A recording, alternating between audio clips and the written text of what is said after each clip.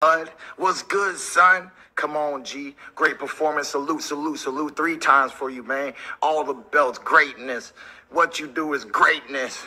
But, you know, this is your man Thurman, bro. You know we go back. You know we go way back, boy. And I promise you, son, my face, it won't look like that. Why, Keith? Why? Because my feet ain't flat.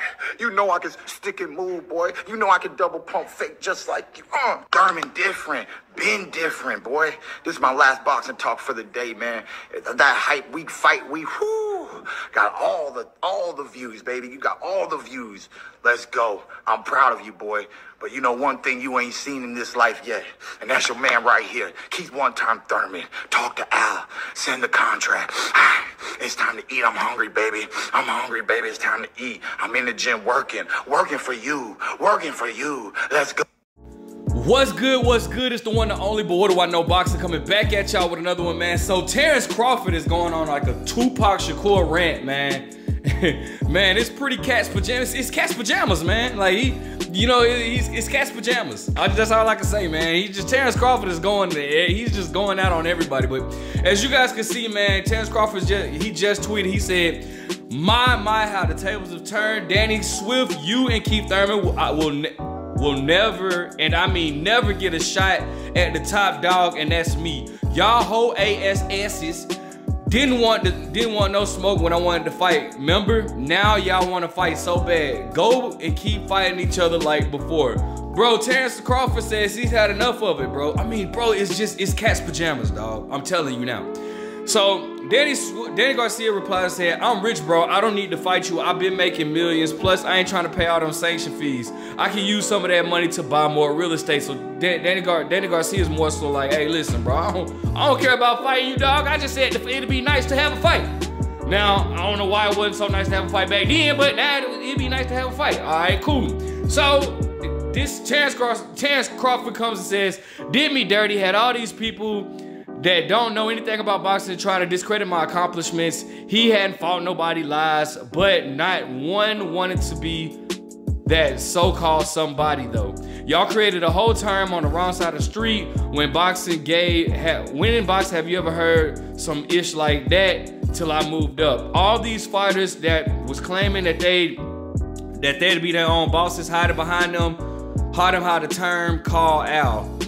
Now they talking like they can fight whoever they want. Boy, stop, pawns, go sit down. It's funny how these fighters want to fight now, but back then all they could do is say, I haven't fought nobody. Now they begging and looking for a check.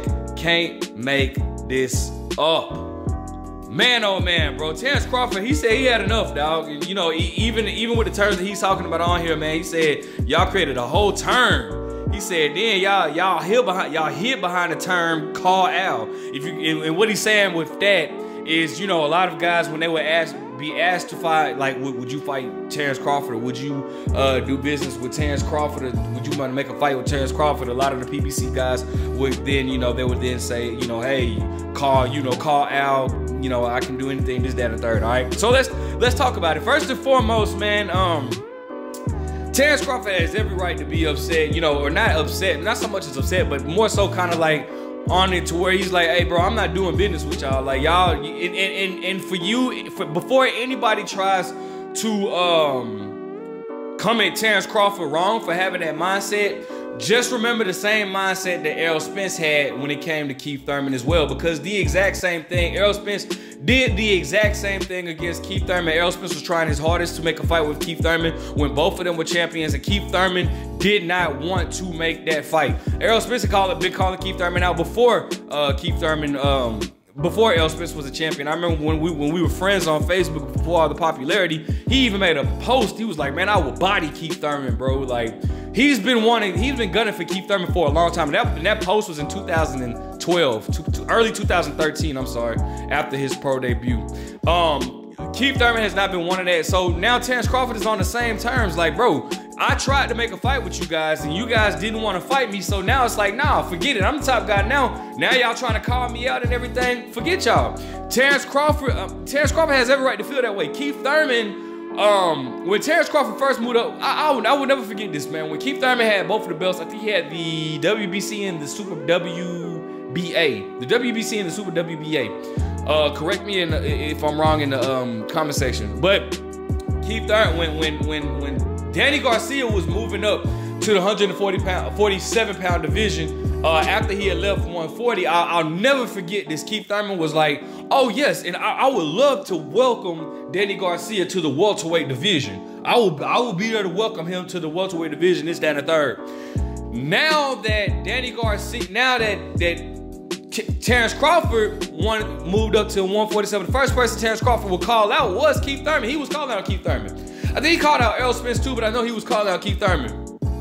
And Keith Thurman was like, "Nah, he hasn't proved himself to be a true welterweight. He's never fought a true welterweight. He needs to be in there with the likes of Amir Khan," even though Amir Khan had moved from 140 himself. You know, Amir Khan didn't start at 147. He was at 140 himself. But anyways, whatever the situation was, Keith Thurman just wasn't interested in making a fight with Terence Crawford. And it was that rumor that Keith Thurman had asked for $10 million. But I will say Keith Thurman came out and spoke against that and stated that you know, that wasn't true or whatever. But regardless, you know, the fights could not be made. The fights could not be made between the two. The only guy from the PBC that actually fight Terence Crawford outside of Errol Spence, well, the only big name, because Terence Crawford had done business with PBC fighters, Felix Diaz, but none of the big names, but very good fighters. Felix Diaz. I'm not sure about Thomas Delorme, but I know Felix Diaz was a PBC fighter at one particular moment. But the only big name was Sean Porter, who ended up being Terence Crawford's WBO mandatory or whatnot. So they made that fight happen, and we all saw what happened. So now Terence Crawford is basically like, I'm the kingpin in this division. Now the thing that's kind of iffy, because what we don't know is we don't really know the future for Terence Crawford at 147. Terence Crawford can really retire right now. I mean, let's just keep it a buck. Terence Crawford can retire right now and he will be a Hall of Famer. He doesn't need to fight, but I do know that he wants a few more big legacy fights. And just being honest, Danny Garcia at this particular moment doesn't do anything, nor Keith Thurman. I think that Danny Garcia. Well, now here's a plot twist for you. They're already talking about Danny Garcia fighting the likes of Erislandy Lara at 160 for his middleweight belt, right? Danny Garcia initially wanted that fight to be at 155. Here's a plot twist for you. Terence Crawford, and I think this is what Terence Crawford should do. Terence Crawford, if Danny Garcia beats Erislandy Lara, Terence Crawford should make a fight with Danny Garcia at 155 for his middleweight belt. And then that would make Terence Crawford a 4-division world champion, two-time undisputed champion. Like, that just adds on to his legacy, and just, bro, that would be great, actually. I think that's exactly what Terence Crawford should do.